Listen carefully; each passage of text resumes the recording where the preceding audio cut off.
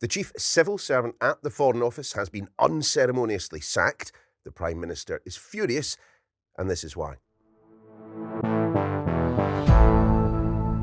Hi everyone, Niall here, and we're down in our Westminster office for a bit of a change because once again the knives, guns and ballistic missiles are out for Sir Keir Starmer.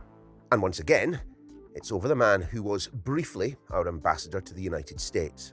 Lord Mandelson's appointment as ambassador was always controversial, thanks to that long-standing friendship with Jeffrey Epstein, and we will say at this point, Peter Mandelson denies any and all wrongdoing in relation to Epstein. But here's where it gets a bit confusing. The Prime Minister has always maintained that Mandelson lied to him about the length and the nature of his friendship with Epstein, but that the vetting process was followed. Now, that's the bit where, in essence, if you're going into a sensitive job in politics, they check out that you haven't done anything that someone else might be able to take advantage of.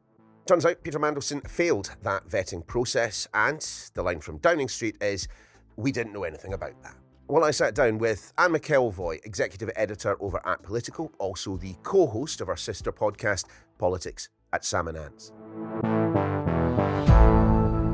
Anne, a rare treat to have you on my podcast for a change. Just tell me a little bit more about Olly Robbins. Let's try and flesh the man out a little bit. I mean, he has had a fairly storied career in the civil service. I mean, he goes all the way back to the Blair Brown days, I think. He does. I mean, he's an absolute fast riser of the civil service, fast stream, Oxford into the heart of the civil service, known for serving both Labour and Conservative prime ministers with distinction. There's not a kind of, this is a bit of a, how did we end up with him in charge? He's incredibly tall. I just want to point that out as a kind of random fact, but you couldn't miss it when he walked into the room. He has that confidence. I think what happened in the Brexit years when he became basically the face of the attempt to do a soft Brexit, particularly he was seen to being very close to Theresa May in that aspiration. Deliver Brexit, yes, he's a straight up and down civil servant. He's not one of those people who was always trying to undo it in the back room, like Peter Mandelson. But he then, of course, became very, very unpopular with the outright Eurosceptics who said he was trying to sort of take the edge off the big, beautiful Brexit deal. So that kind of, was a bit of a stop to that part of his career. But it was very interesting that when Keir Starmer came in, wanted a reconnection with Europe, something I work a lot on. I've just been interviewing the German ambassador about how that's going this week, all the difficult stuff, the youth mobility. We can never agree how many young people should be allowed to study in each other's countries. So all of that really nitty-gritty stuff he knew a lot about. And this government, particularly Keir Starmer, pro-European, thought he's impressive. He was thought to have tough private sector experience. He could manage a headcount reduction, as we call getting rid of a lot of civil servants these days. The trouble is that the headcount reduction has now included the permanent secretary himself. Okay, so let's talk then a little bit more about his now former job. And there's going to be a number of things that we mention and which might require a little bit of inside Westminster knowledge. So, a couple of definitions to get us started. I mean, first of all, what exactly is a permanent secretary? This is basically the boss at the Foreign Office, Neil. It's a person who makes the big decisions. Obviously, they're there to serve ministers. So you've got a Foreign Secretary, that's Yvette Cooper at the moment. They work closely with Number 10 to make sure that the Prime Minister's priorities in foreign policy are executed. But, in layman's terms, it's just the big boss at the Foreign Office. It's the corner office, if you like. So that's the permanent secretary bit done. What about this process? It keeps being abbreviated to DV, developed vetting. What is that? What's the purpose? Well, there's a two-step process if you're being appointed to a sensitive role where you're going to see sensitive documents on behalf of the United Kingdom. Ambassador to Washington clearly comes into that category. So anyone who is going into that job is going to be able to see some intelligence. Intelligence services are going to want to know that they've got a relationship of trust with that person, but also just everything. Look at what we're going through at the moment, the planning for what follows from the Iran war, anything that is particularly sensitive, where you need to know that this person is a reliable conduit, that they don't have other relationships or perhaps other loyalties in their life or other pressures on them, which brings us perhaps to Peter Mandelson, that might cloud their judgment. So developed vetting is the layer of that goes beneath the usual things that if you or I went up for a big job, they'd go through our bank accounts, they'd go through our social media. There's a whole unit that does this in the Cabinet Office. And I could put it politely and say it's pretty adjacent to the security services, right? It gets a lot of help and guidance from the security services, but it's a particular office. It's quite secretive. It does exist. It's like a place you can go to. Not that they'd ever particularly want to let us in. And that is really where this developed vetting took place at Peter Mandelson. And that's where the whole saga, I think, started to unravel because they didn't approve him. Well, let's get to the meat of the matter then, Anne. Olly Robbins, Permanent Secretary at the Foreign Commonwealth and Development Office, I think it's called these days. But he's no longer there. He has been, in essence, I'm going to call it what it is. I mean, he has been fired, hasn't he, by government? Why? What has he done wrong? It followed this revelation of the failure of the developed vetting, the serious bit of the vetting, if you like, of Peter Mandelson.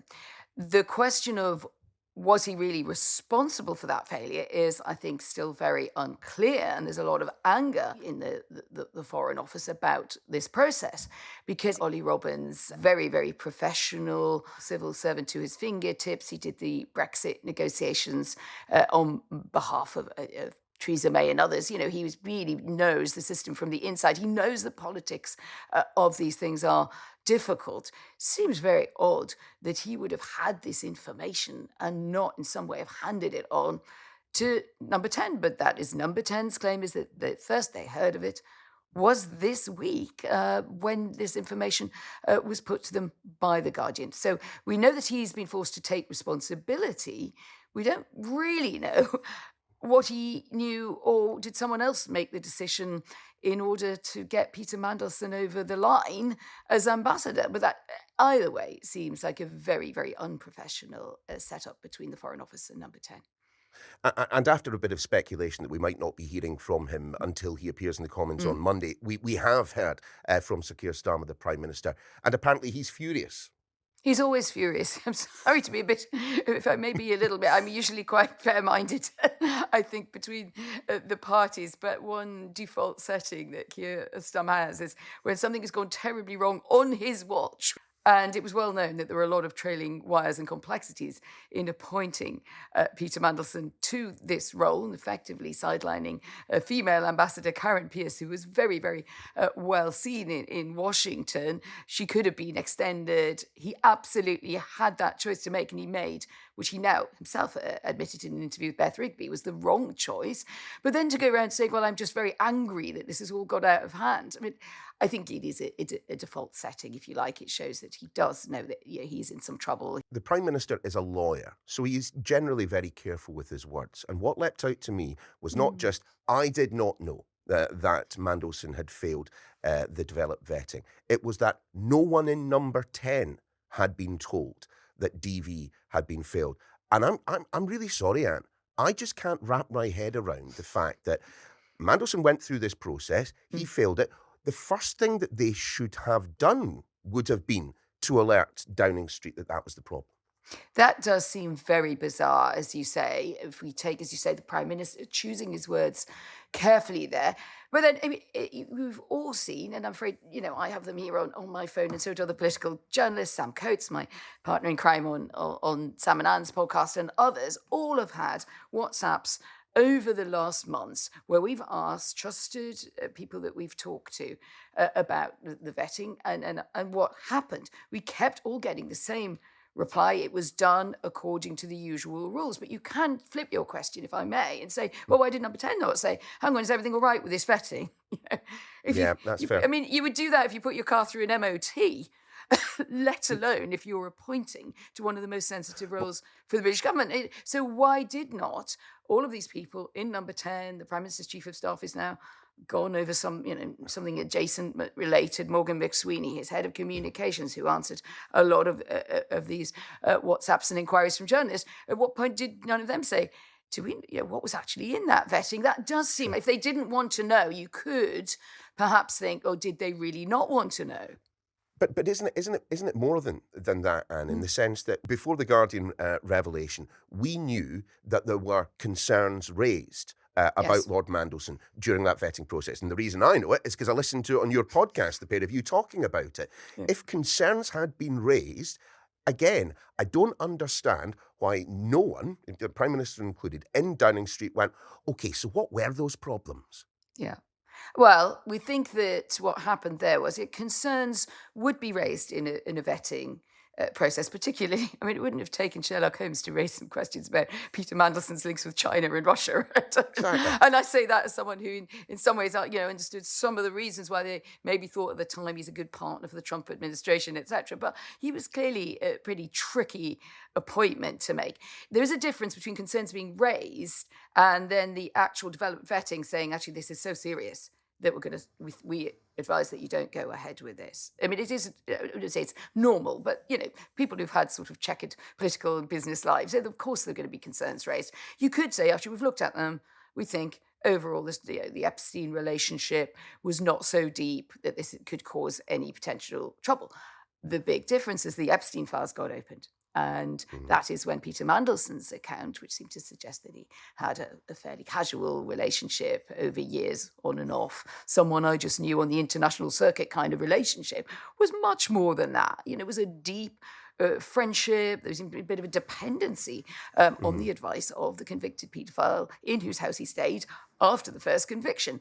Now, it is true that Number 10 did know that, and I think they were careless, or the Prime Minister was particularly careless about that. Can we just talk then about the ability of government departments to apparently override, overrule developed vetting? I mean, first and foremost, did you know that departments had this ability to do so? I was labouring under the misapprehension that, if you fail DV, you don't get the job. That's the whole point of that process. This process was being driven to get Peter Mandelson in as ambassador, and I think that is the point which you think, when there was an objection, did the system say, oh my goodness, look at this, he's failed the vetting, we've got to put this back to Number 10 and see what we can do about this? Or was it sort of, this is in the past, it's all a bit of a wrinkle, the Prime Minister wants him anyway, why don't we just give him a clean bill of health? Already, Number 10 is saying in the future that won't happen. And what you suggest will kick in if you feel that a department couldn't override the vetting. But it's such an obvious gap and contradiction that it can't. I don't think you can just say this is one where they got it wrong on process. A decision was made. Why was it made? These stories, though, do have a habit of moving pretty quickly, and so it has proved. More on that in just a second. But, of course, Anne's co-host on Politics at Sam and Anne's is our Deputy Political Editor, Sam Coates. He's actually in Paris with the Prime Minister, who's attending a summit there. Sam, in fact, you were the one responsible, weren't you, for what we call the pool clip, the handful of questions that we get to throw to the Prime Minister. I'm just wondering what you were asking about today. Before I tell you what I was asking about, I'm gonna just lift the lid a little bit, Neil. I have to say that was one of the coldest pool clips I think I've ever done. There was no thank you. He just turned on his heel after it was done and walked off. The press aides didn't even meet my glance through the whole affair. That just gives you a sense of the kind of rippling tension I think there is around this story. I was very lucky. I got the opportunity to speak to Keir Starmer, to do the pool interview on behalf of all broadcasters. He's out in Paris for this summit. I'm here too, speaking to you from the Elysee Palace. And I basically wanted to know how he justified his actions, because in the end, you've got a Prime Minister who had said on camera and to MPs that due diligence was followed, and at a press conference he said he got security vetting and Peter Mandelson wouldn't have got the job if he hadn't done it, and those are wrong. And normally if a Prime Minister misleads, he has to resign. So my opening question was, how are you considering your position?